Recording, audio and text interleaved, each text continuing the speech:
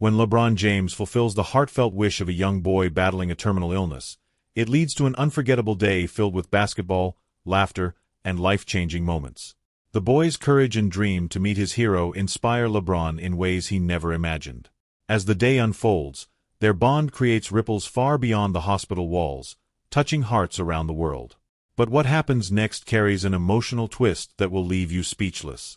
Stay until the end to witness a story of hope, resilience, and the extraordinary power of connection. But before we dive in, leave a comment and let us know where you are watching from today.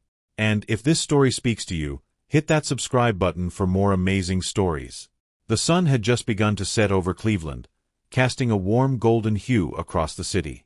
LeBron James, the NBA superstar and hometown hero, was wrapping up an intense day of training.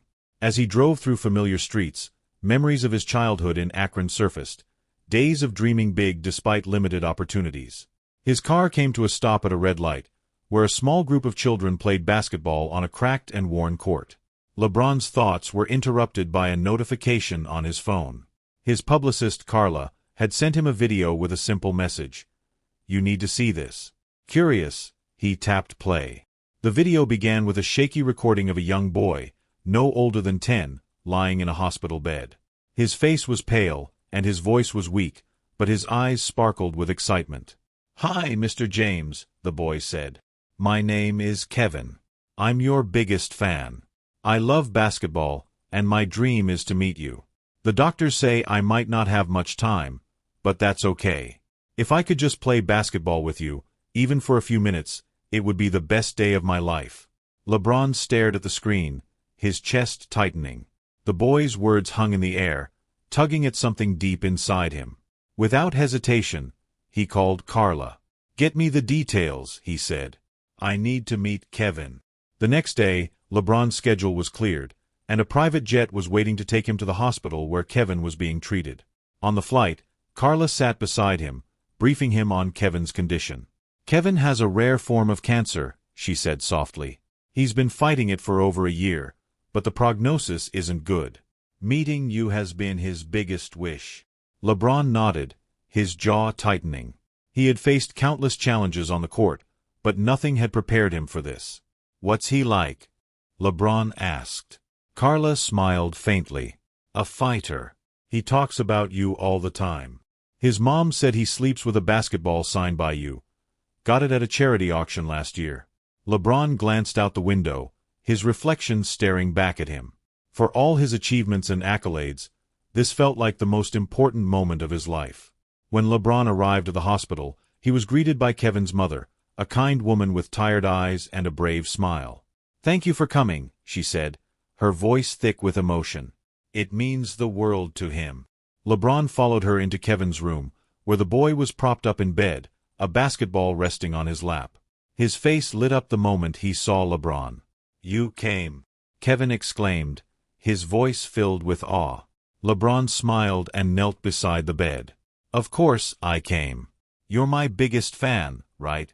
Kevin nodded vigorously, clutching the basketball tighter. "I've been practicing my jump shot," he said. "I want to show you."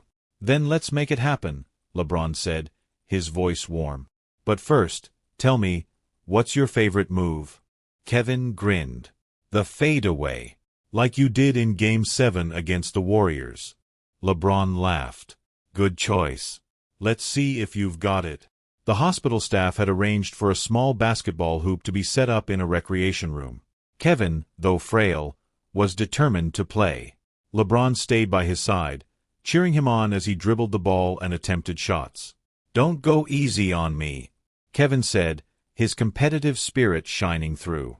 LeBron chuckled. "All right, no mercy." They played for over an hour, the room filled with laughter and applause from hospital staff and Kevin's family. LeBron marveled at the boy's determination, his energy fueled by sheer joy. When Kevin sank a particularly impressive shot, LeBron raised his arms in mock defeat. "All right, you win. You're the king now." Kevin's face lit up with pride. "I learned from the best."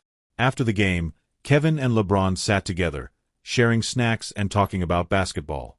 Kevin asked about LeBron's toughest games, his favorite teammates, and his goals for the future. "What about you?" LeBron asked. "What's your goal?" Kevin hesitated before answering, his voice quieter. "I just want to keep playing. But if I can't, I hope kids like me get a chance to. Not everyone has a hero who shows up for them." LeBron felt a lump in his throat. "You've got a big heart, Kevin. And you're already a hero to me." Kevin smiled, his eyes shining with gratitude. "Thanks, Mr. James. This is the best day ever." As the evening came to an end, Kevin's mother approached LeBron with tears in her eyes. "You've given him more than I ever could have hoped for," she said. "Thank you." LeBron placed a hand on her shoulder. "Kevin's given me more than I could ever repay," he said sincerely. "He's reminded me why I do what I do." Before leaving, LeBron leaned down to Kevin and handed him a pair of his custom basketball shoes. "These are for you," he said. "But you've got to promise me one thing. Never stop dreaming." Kevin nodded, his small hand gripping LeBron's. "I promise." Days after meeting Kevin, LeBron couldn't stop thinking about the boy. Inspired by his courage, he announced plans to expand his foundation's efforts to include children battling serious illnesses. "Every child deserves a chance to dream, no matter their circumstances," he told reporters. Kevin's story spread quickly, touching hearts around the world. Donations poured in to support pediatric hospitals, and LeBron's foundation partnered with medical organizations to bring sports programs to children in treatment. A few weeks later, LeBron received a call from Kevin's mother. Her voice was filled with both sadness and gratitude. "Kevin passed away peacefully last night," she said. "He talked about you until the very end. He said you gave him everything he ever dreamed of." LeBron sat in silence, the weight of her words sinking in. "Thank you for letting me be part of his life," he said finally. "He wanted me to give you something," she said. "He wrote it after you visited." The next day, LeBron received a letter from Kevin.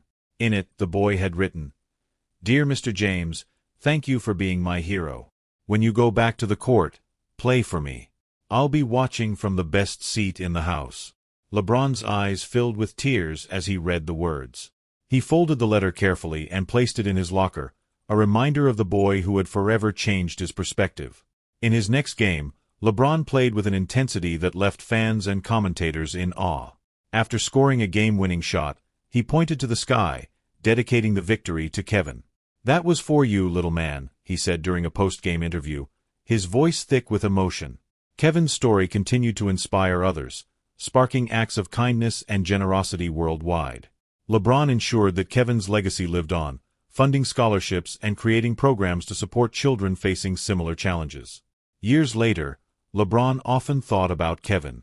On the court, in his foundation's work, and in moments of reflection, Kevin's memory remained a source of motivation.